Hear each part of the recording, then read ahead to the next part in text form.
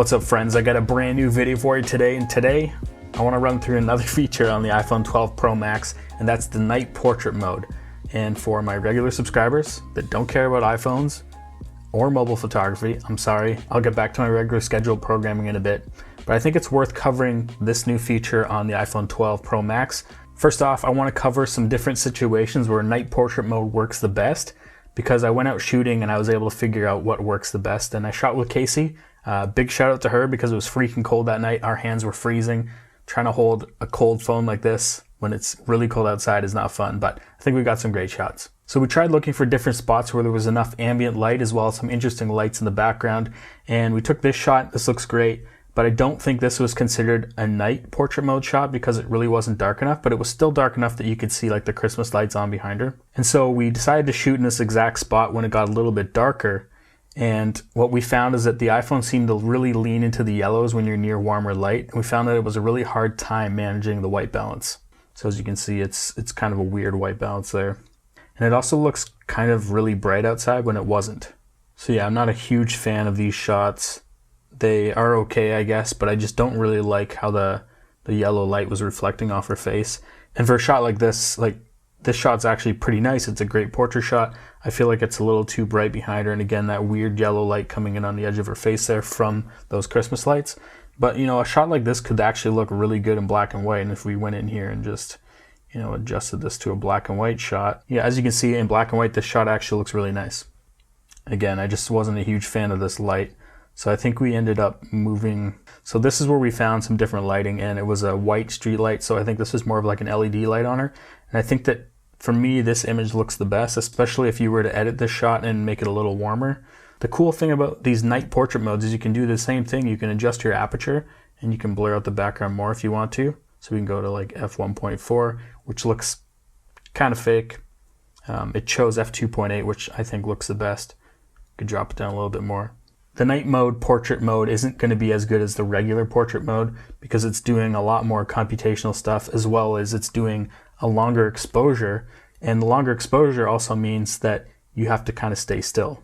And talking about trying to make someone stay still, it's not ideal if you're trying to get a quick night portrait shot and, you know, there's a little bit of wind in the hair. You might be able to see the hair kind of all blurry and smeared, which is normal for a long exposure, but I have a feeling that a lot of people are going to have a hard time getting nice sharp images in portrait mode at night unless the person doesn't move. And I have a good example of this in her hair on this shot, because it was windy and the wind was kind of blowing her hair around a bit, and you can see it just looks kind of soft and mushy, and it doesn't have the same sharpness that this next shot does where the wind wasn't blowing her hair. So you're going to see a lot of imperfections like that. You can't really get around it. Night mode isn't, I mean, it's awesome, but it isn't magic. It's not going to make all your images perfect. It's still going to have to rely on doing a long exposure, which kind of requires stuff to stay still. So I took a couple more shots that I thought looked really awesome, and I was trying to make sure that there was some type of light source behind them and a small amount of light, ambient light on the person, because you need that slight bit of ambient light on them to light their face enough to kind of match that background. Now, something else people might want to try is flash on night portrait mode.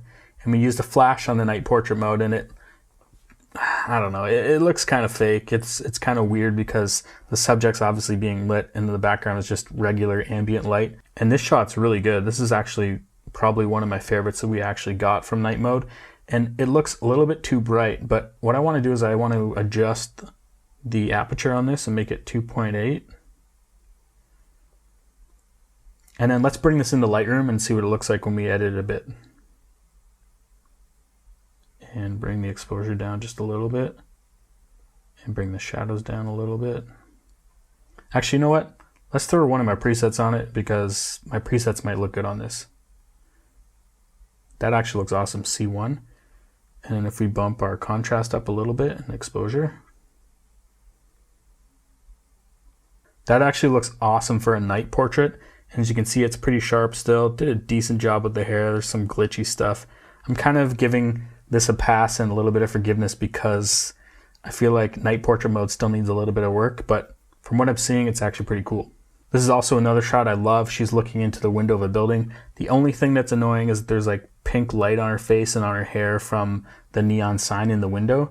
So to me, this image would actually look really nice in black and white. So we're going to edit this shot. And I'm just going to pull the saturation down on it. And I might bump the contrast up a bit. And to me, that looks amazing. To me, that's getting really close to like a real DSLR shot. The bokeh looks pretty legit in this. There's obviously some glitches around the hair again, but from zoomed out like this, when you're zoomed out like this looks really good. And I might even post this on Instagram just because I think it's a decent shot. And yeah, this is kind of the power of portrait night mode. You could never take a shot like this before. To me, this isn't bad. If we zoom in here, you can still see some of the light through the hair. Obviously, it's getting kind of soft. There's a little bit of noise in the image, which I don't hate. I actually like noise. If you watch my Pro Raw video, I talked about how I feel like Apple does way too much noise reduction. And to me, this isn't bad. There's a little bit of noise in the blacks and the shadows. And this shot looks really good. This shot would also look really nice edited. So I took a couple more shots here. Again, this exposed really nice. To me, there's nothing wrong with this image. Maybe the hair has a little bit of problems in the back here, but again, that's kind of been what we've noticed on all these shots. And this was another shot that had really nice light. We had a street light above her and I had some light behind, and this actually looks really cool. This shot would also look really good edited, so I'm just gonna pop it into Lightroom. Don't you like how I'm subtly plugging my presets? Make sure to get my presets. They're on sale right now. This is Cyber Monday. They're only on sale. I might extend it into Tuesday, Cyber Tuesday. And right now they're on sale for $10. So pick up my presets, my Lightroom presets. They work in Lightroom Mobile. They work on desktop. They work in Photoshop. But let's drop one of my presets on this shot. So the CN1 looks amazing. That looks so good. I'm gonna warm it up just a little bit. I find it crazy that that shot was taken on an iPhone at night. Like that's starting to look really good. So it really depends on the situation you're in, the lighting you have, and kind of where you are. But I feel like if you are aware of the types of situations you're in where you'll get the best shots in night portrait mode, you'll get some really good shots. Anyway, I thought I would just make a video on this because a bunch of you guys asked me about it. And you know, this is what night portrait mode looks like. As I mentioned, the images come out pretty good if a person stays still. Most of the times that's going to be kind of hard to get your friend to stay still or the person you're taking pictures of. But I just feel like iPhones are meant to get quick shots, and it's going to be really tough to get a quick night portrait mode shot without getting the person kind of looking a little blurry. So that's my take on it. That's what I've come to notice and come to realize. It's going to be tough to get perfect portrait mode shots at night, but you can do it now. So it's nice that they put that feature in the iPhone. That's it for me. If you like this video, give it a thumbs up. If you dislike this video, give it a thumbs down twice. Don't forget to hit that notification bell, and I'll see you guys in the next one. 12 Pro Max, and that's night showing the remote. I got two things in my hands. That's this feature right here, night portrait mode, and I shouldn't have said it that way. Get back to my regular specifically. It's a dumb thing to say. Mode on the Max Pro Max.